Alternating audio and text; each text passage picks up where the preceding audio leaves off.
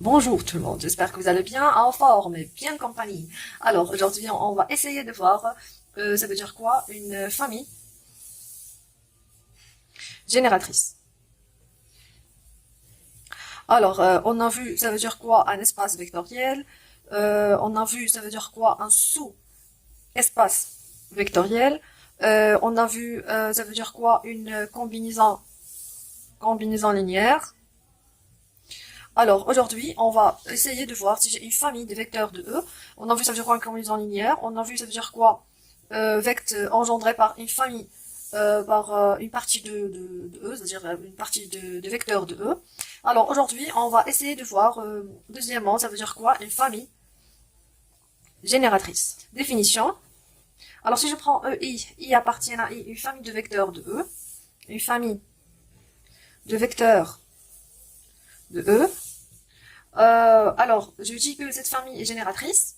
UI, cette famille I appartient à I, est dite génératrice si elle engendre l'espace. C'est-à-dire si seulement si on a E, c'est vect engendré par EI, par la famille EI, I appartient à I. C'est-à-dire que tous les vecteurs de E, ils peuvent s'écrire sous la forme d'une combinaison linéaire des éléments de UI.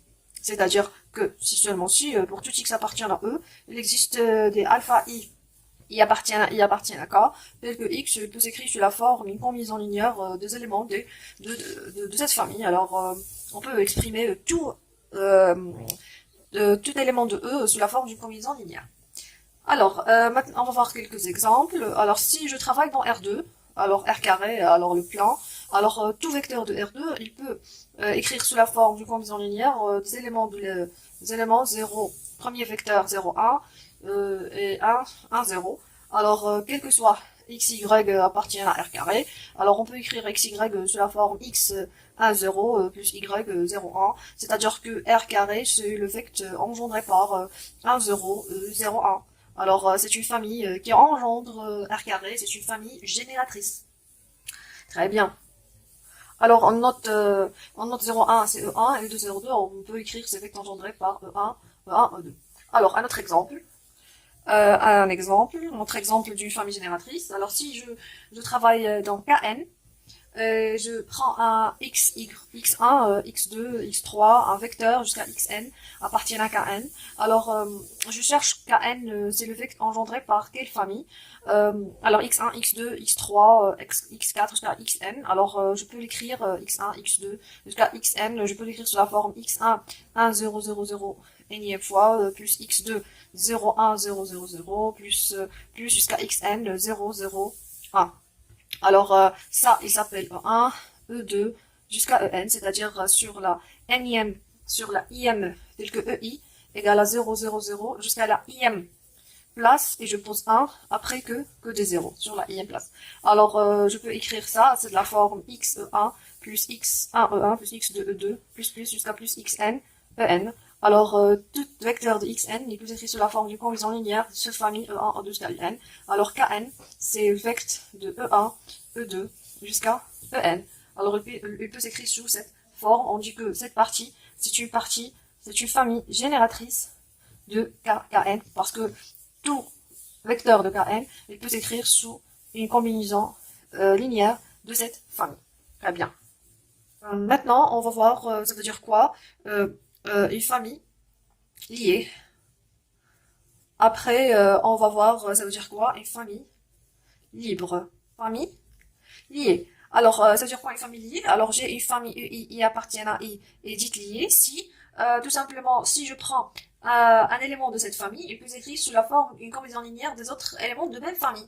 C'est-à-dire, il existe J appartient à I, tel que EJ appartient à vecteur de EI pour I appartient à I. C'est-à-dire, un élément de cette famille, il s'écrit sous la forme combinaison linéaire d'autres familles. Alors, on a un exemple, on a 0E appartient à un vecteur de vide, parce que vecteur vide c'est 0E. Alors, exemple. Alors, si je prends deux vecteurs U1 et U2, alors un vecteur U1 et un autre vecteur U2, est-ce que ces deux vecteurs sont libres ou bien sont liés? Alors, on a U1, U2, cette famille est liée si seulement si l'un s'écrit sous la forme en combinaison linéaire des autres. C'est-à-dire U1, c'est-à-dire il existe un certain alpha appartient à K, tel que U1 s'écrit sous la forme alpha U2. C'est-à-dire que ils sont comment? Si seulement si les vecteurs U1 et U2, on peut dire qu'ils sont collinéaires. Ils sont collinéaires. Alors si U1 égale alpha U2, c'est-à-dire l'une s'écrit sous la forme, c'est un prolongement de l'autre.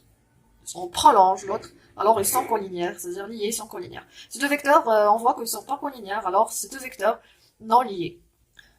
Mais pour qu'elles soient liées, par exemple, je prends ici U1, et pour avoir U2, c'est par exemple le double de U2, c'est U2, c'est alpha U1, c'est-à-dire égal à 2 U1.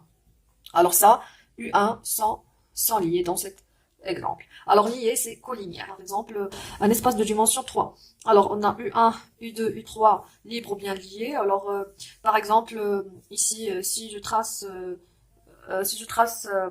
R3, alors on a U1, U2, U3. Alors ce qu'on a déjà vu, alors ce sont libres. Ici, ils ne sont pas liés, c'est-à-dire ici, ils sont non liés. Si je trouve U1, U2, U3, c'est-à-dire ici perpendiculaire, après l'autre aussi. Et par exemple, si je prends un plan dans R2, je prends tous les vecteurs ici dans le même plan, alors on a U1, U2, U3, alors on a U1, U2, U3 sans ici liés, alors parce que sont collinéaires par rapport à ce plan, c'est-à-dire qu'ils ne sont pas libres. Très bien. C'est quoi la liberté? Alors je dis libre, libre, libre. Alors tout simplement, libre, c'est-à-dire que ne sont pas liés. C'est-à-dire que je ne peux jamais trouver un élément s'écrit sous la forme d'une combinaison linéaire des autres. Si je trouve un élément s'écrit sous la forme d'une combinaison linéaire des autres, alors nécessairement toutes les coefficients sont nuls.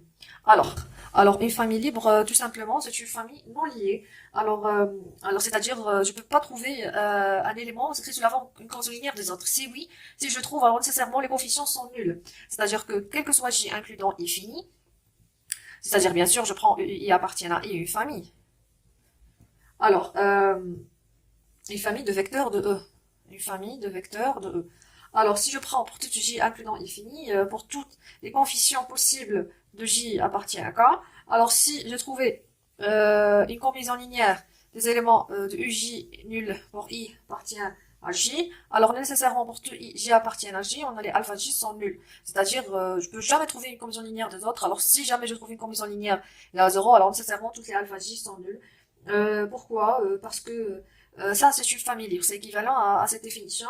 On dit une famille libre, c'est quoi? C'est une famille non liée. C'est équivalent à une famille non liée.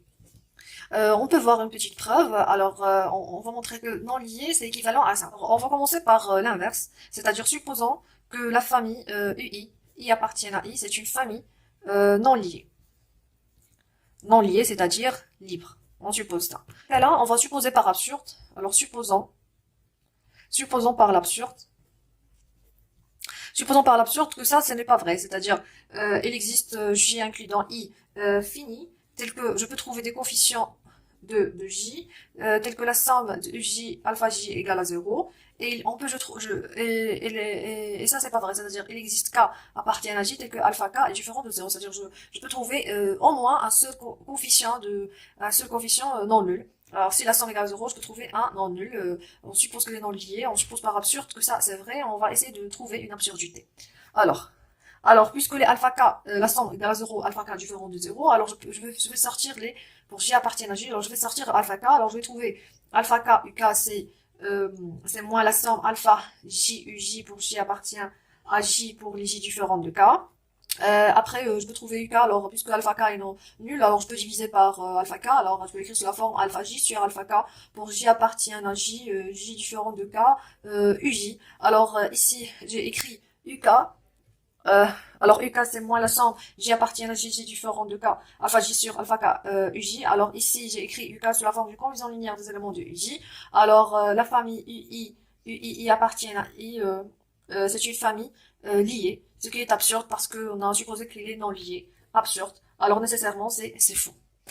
Pour l'autre, c'est facile, parce que il existe un certain J fini tel que si la somme égale à 0, alors tout égale à 0, et montrant qu'il est non lié. Alors, pour ce cas-là, on suppose qu'il est lié, alors on suppose qu'il est lié, c'est-à-dire on peut trouver un certain élément qui s'écrit sur la forme combinaison linéaire des autres. Après, je fais sortir, et je trouve que cet élément-là, de coefficient est non nul, et c'est absurde parce que toutes les coefficients sont non nuls. Très bien. Alors, je vous remercie pour votre attention. On a vu ça veut dire quoi une famille libre, génératrice et liée. La prochaine séance, on va essayer de se concentrer sur des exercices, des exemples. Merci.